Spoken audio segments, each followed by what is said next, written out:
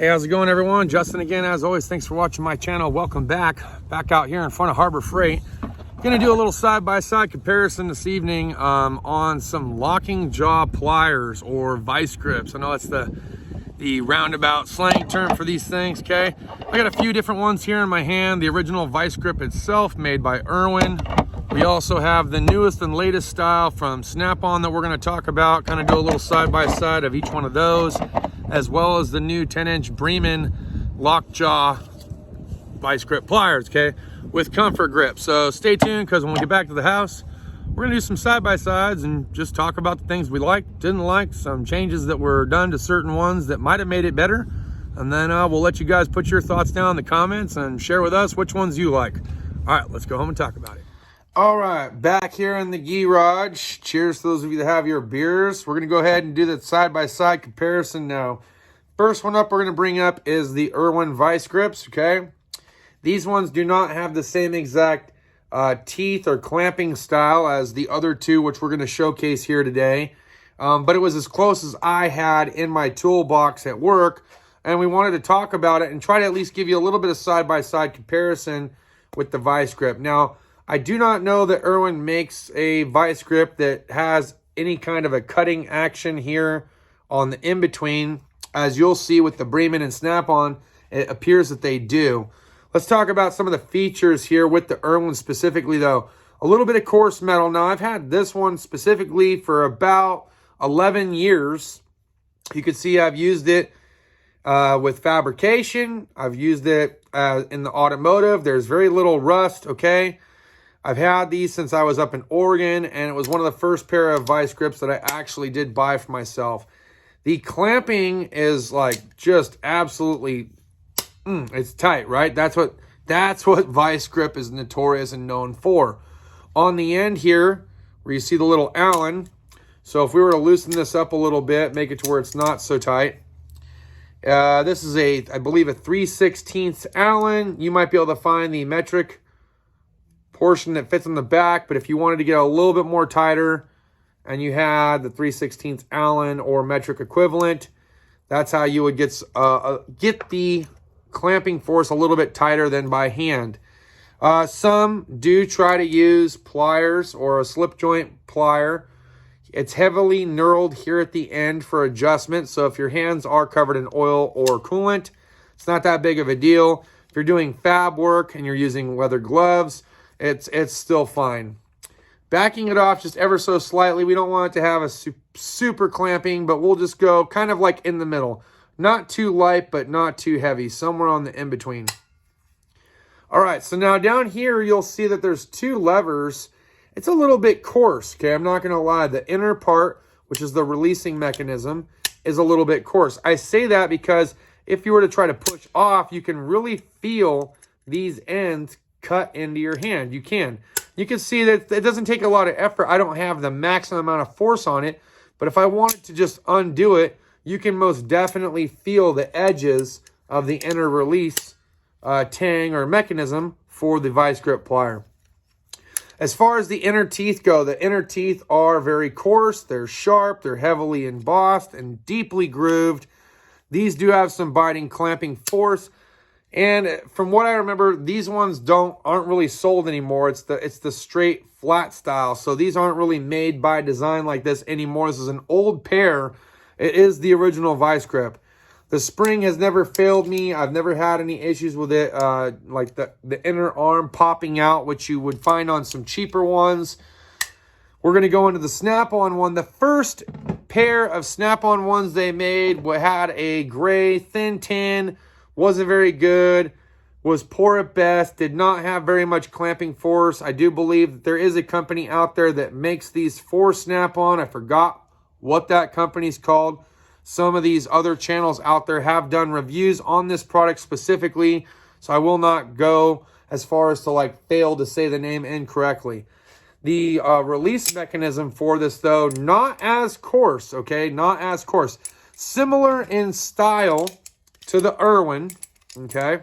Similar in style to the Irwin, but not as coarse. The metal on the Irwin, a little bit more porous than the ones on the Snap-on. The Snap-on, a little bit more chrome, a little bit more shiny, right? So you can definitely, it feels more slicker in the hand. When your hand gets sweaty, you can definitely feel the difference between the two, okay? Even right now in this cold weather, it's like the 40s right now. I'm in the garage. Look, I could tell you there's a lot more slippage to the Snap-on as far as grip-wise is concerned versus the Irwin. But not the clamping force, okay? The clamping force does work out well. The other feature that we made mention in the beginning was that there was a cutting portion here that was built into the Snap-on, where not so much on the Irwin. The Irwin was not meant for that. But since it does have this cutting portion, I figure what's one of those universal tools that you use as a mechanic all the time? Whether you're feeding wire through the firewall or you're using it as a brake caliper hanger, whatever the case may be, the wire coat hanger is still a mechanic's go-to universal tool. We have adapted these coat hangers to work for us in many different situations, holding wiring harnesses out of the way, you name it. This is a universal tool for mechanics for sure. So we're going to use the cutting portion for the Snap-on VISE-GRIP-ish, if you will, okay? Just forgive me for that. Clamping pliers, and see how well we do. So I had to put a great deal of effort through that, but I did have it kind of snugged up and tight. We're going to back it off a little bit and see if I can make another cut and make it even easier on myself. Let's see. So I'm really going to try to do this one-handed if possible. Let's see. Nope. Definitely got to start off with two hands for me. Your hands might be a little bit stronger. So there, we can make that a video if you guys want to try to use those and see just how strong your grip is. For me, I needed to at least start it off with two hands. Okay, we're going to widen this hanger out a little bit. Now we're going to talk about the Breman, okay? The Breman, this is a Harbor Freight special. It is made in the USA, okay? Patented in the USA. This one's a little bit nicer, I'm not going to lie, okay? So the Allen portion on the Snap-on, this looks to me like an 8mm. I know you can hardly see that, but it's an 8mm hex, I believe. I could be a little bit off.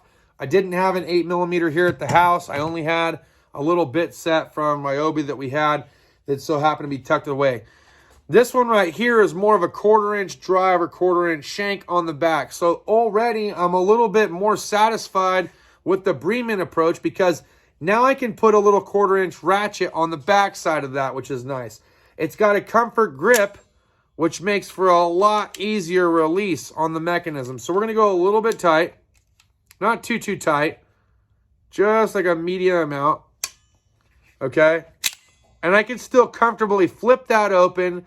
The rubber guard here, it's nice. It's got a nice little finger groove where you know when you're getting ready to flip it open, look where the finger is. Okay? It's comfortable. It's not digging into the skin. There's no dual action in the back here like there is on the Snap-on or the Irwin, okay? It is a single action release that they have developed with the Breman VISE-GRIP style, okay? It also looks like they gave you a little cutting blade here on the inside as well. We're going to try that on the coat hanger. But overall, I do like the comfort grip. I like the fact that they have a little comfort grip. It's nice to squeeze down on. Let's just try to see how hard it is to squeeze it a little bit tighter.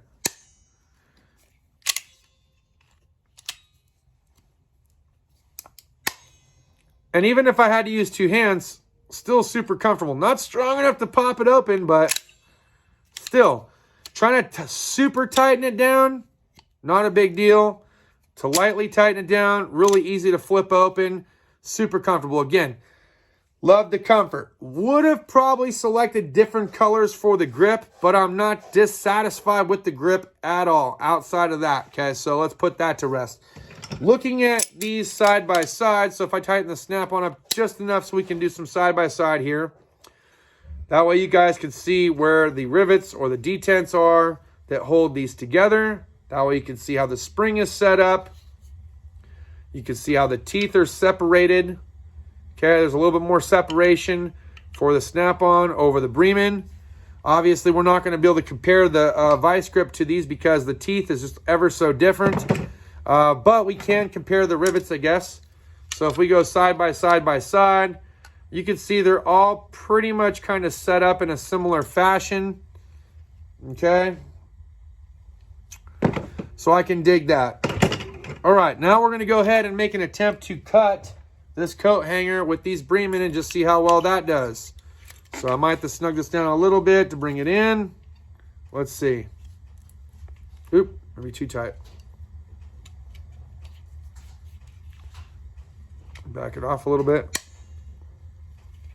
Well, I clamped it, but I didn't cut it. All right, let's go a little tighter.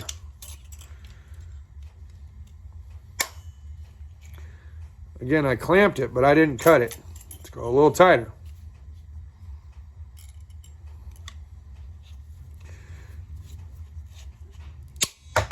All right, so I did cut it. And with how tight I did, I could still release it with one hand. So I didn't have to go super, super tight to cut it. And it did seem like it cut a lot easier than the snap-on. Let's just do one more cut just to see.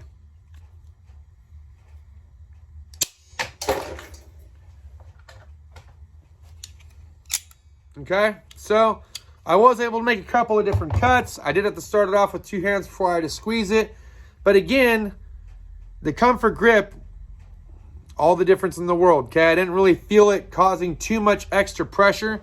You can still feel a hot point though, I will say that, okay, with the comfort grip. You can still feel the hot point right here in your thumb. So depending on how many wire coat hangers you have to cut, you are gonna feel that. Let's see.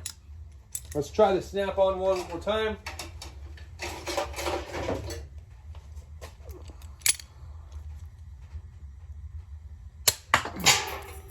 I can still feel it in the same portion of my hand.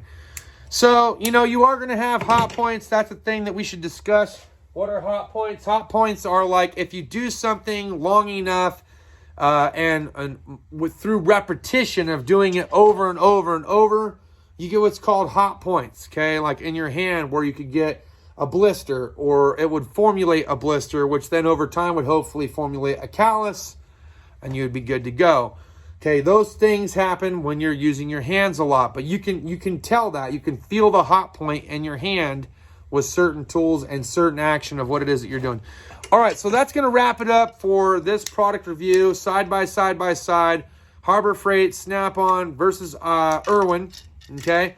Sharing my thoughts and opinions. If you guys have thoughts and opinions about either one of these three products, which one you find to be just more worthwhile or better cost saving or better value for the dollar. Look, again, the Irwin didn't cut anything, but it has been around traditionally for a long time. All three made in the USA, so we can't argue about that moot point. Okay, they're all three made in the USA. One comfort grip, one ultra shiny, one a little bit porous. Leave your comments and thoughts down below, and we'll see you guys next time. Cheers and deuces.